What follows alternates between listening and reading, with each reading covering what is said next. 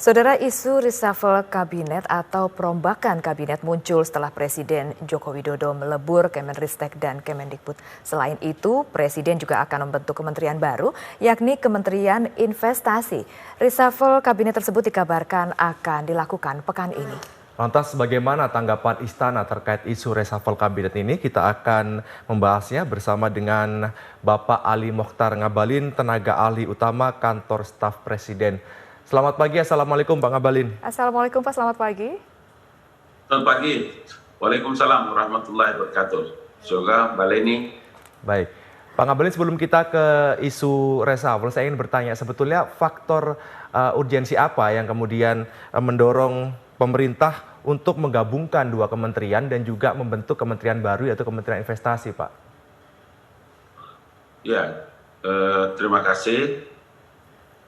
Yang pertama memang harus dijelaskan bahwa sesuai dengan surat Bapak Presiden yang dikirim ke Dewan Perwakilan Rakyat Republik Indonesia pada tanggal 30 Maret 2021, Presiden menjelaskan tentang posisi Kementerian Riset dan Teknologi dan tupoksinya. Karena itu dalam surat itu beliau menyampaikan bahwa sebagian besar dari tugas-tugas yang dilakukan oleh Kementerian Riset dan Teknologi itu dilaksanakan atau dikerjakan juga oleh Badan Riset dan Inovasi Nasional.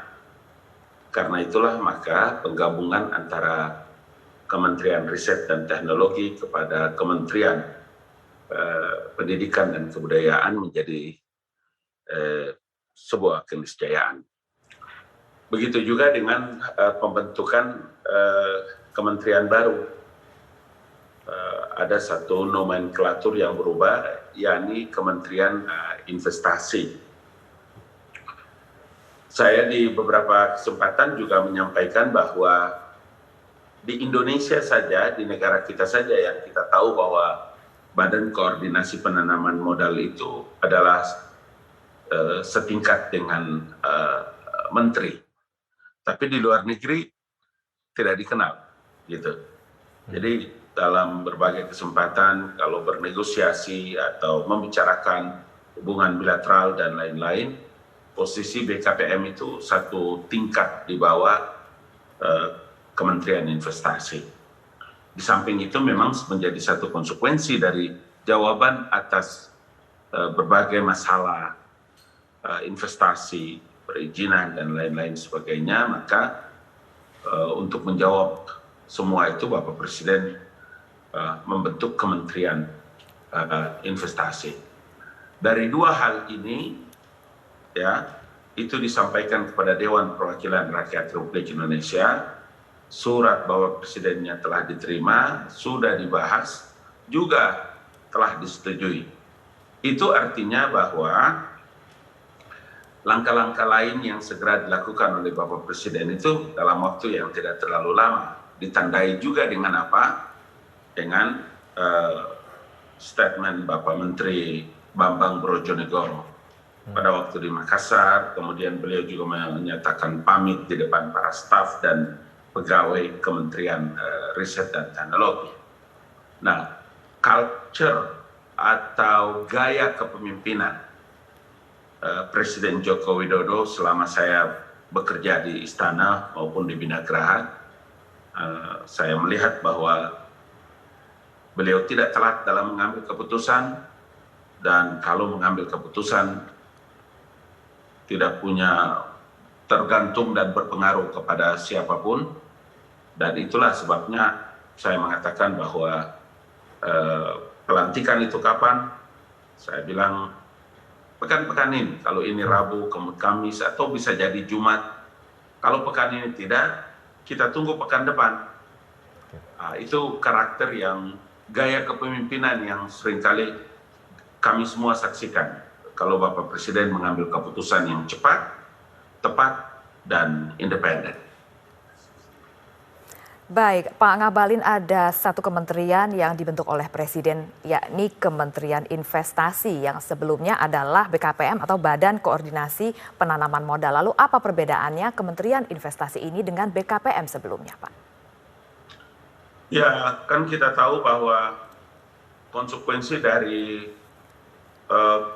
kita mensahkan Undang-Undang Cipta Kerja itu kan ada satu hal yang berulang-ulang juga kami menyampaikan, dan itu juga Bapak Presiden memberikan arahan bahwa dalam hal urusan perizinan di negeri ini itu dari pintu ke pintu, ya, kalau tidak lambat pasti ditahan.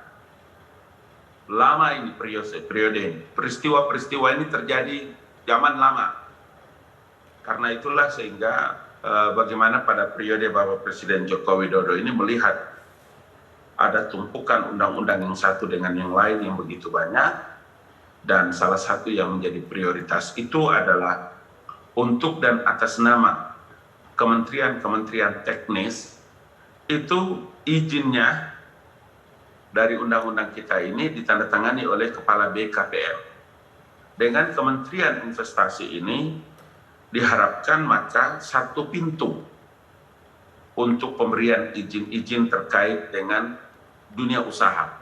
Kenapa begitu? Iya, jawabannya adalah kalau pemerintah memperlambat atau menahan-nahan izin dari dunia usaha, para pengusaha itu, maka setidak-tidaknya ada 3-4 masalah yang akan muncul ikut diperlambat.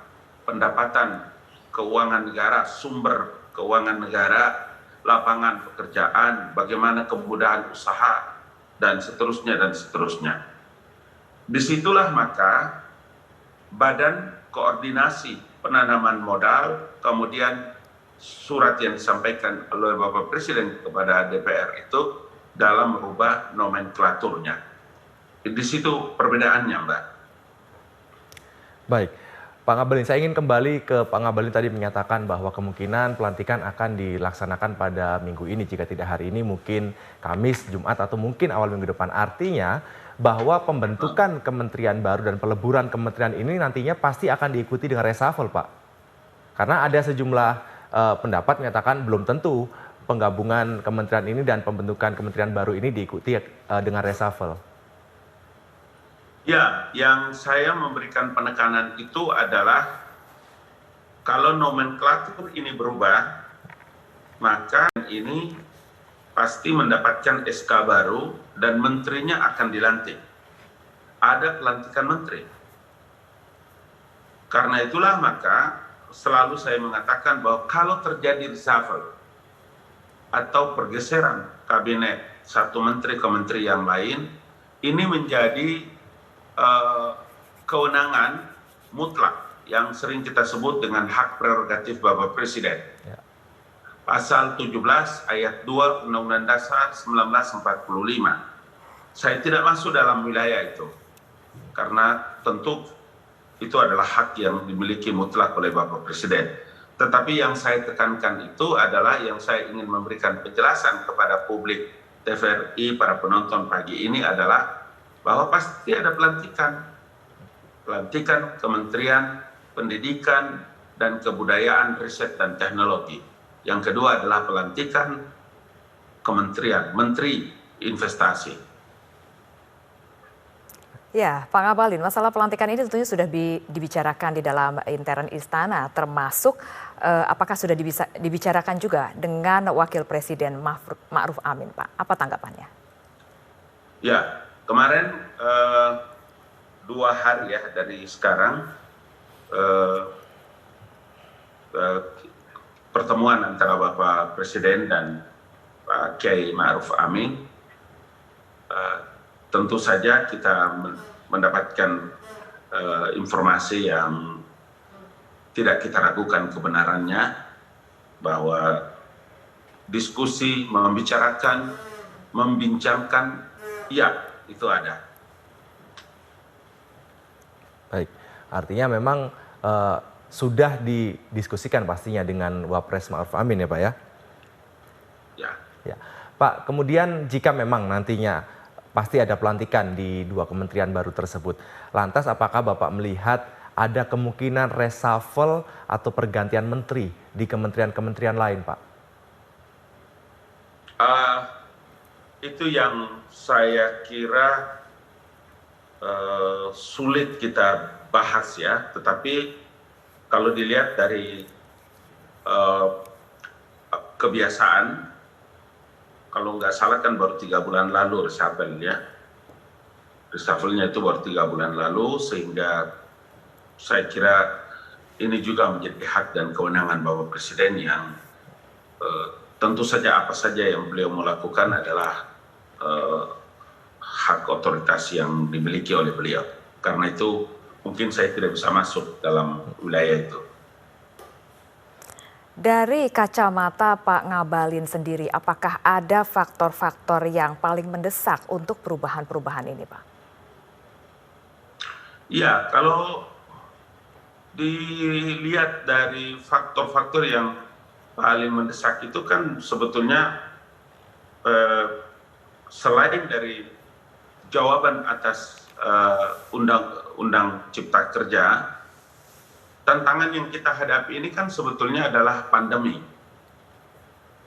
Dulu kita ingat Bapak Presiden punya satu istilah penting yang sampai sekarang kita menjadi terbiasa adalah beradaptasi dengan kebiasaan baru. Begitu juga kita tidak pernah membayangkan kalau anak-anak ujian sekolah itu dengan online, daring. Nah, pandemi itu menantang pemerintah dan Bapak Presiden untuk harus melakukan langkah-langkah dan kebijakan-kebijakan yang penting untuk memberikan pelayanan kepada masyarakat. Kementerian Investasi, begitu juga Kementerian Pendidikan dan Kebudayaan adalah dua hal yang sebagai gambaran nyata betapa cepatnya Presiden membuat satu kebijakan dengan sikap, dan kementerian-kementerian itu tidak lain adalah memberikan pelayanan langsung kepada masyarakat. Baik. Terakhir, Pak Ngabalin, jika kita berbicara masalah pelantikan penggabungan Kemenristek dan Kemendikbud dan pembentukan Kementerian Investasi, kira-kira siapa sosok yang pantas untuk kemudian dilantik di dua kementerian tersebut? Atau paling tidak bagaimana kriteria dari sosok yang nanti akan dilantik di dua kementerian tersebut, Pak? Ya, kalau soal siapa yang nanti akan dilantik, tentu saja Bapak Presiden sudah tahu, namanya sudah ada di kantong beliau pasti, di atas meja. Tapi kan kalau kita lihat bahwa Kepala BKPM kan sekarang adalah Pak Dahlil Lahadalia, kemudian Menteri Pendidikan dan Kebudayaan adalah Mas Menteri Nadiem. Ya. Artinya apa? Artinya bahwa hari ini kan Bapak Presiden sudah tahu kapasitas, kapabilitas, kinerja kedua menteri milenial ini, yang saya kira kita semua juga bisa tahu bagaimana kinerja yang beliau berdua lakukan, bahwa nanti kalau pandangan Bapak Presiden lain, tentu saja itu menjadi bagian yang tidak terpisahkan dari hak prerogatif yang beliau miliki. Baik, terima kasih Bapak Ali Mokhtar Ngabalin, tenaga ahli utama kantor staf Presiden, telah bergabung bersama kami di Klik Indonesia Pagi. Selamat pagi Pak Ngabalin. Selamat pagi dan terima kasih Pak. Selamat pagi. Assalamualaikum warahmatullahi wabarakatuh. Sama-sama.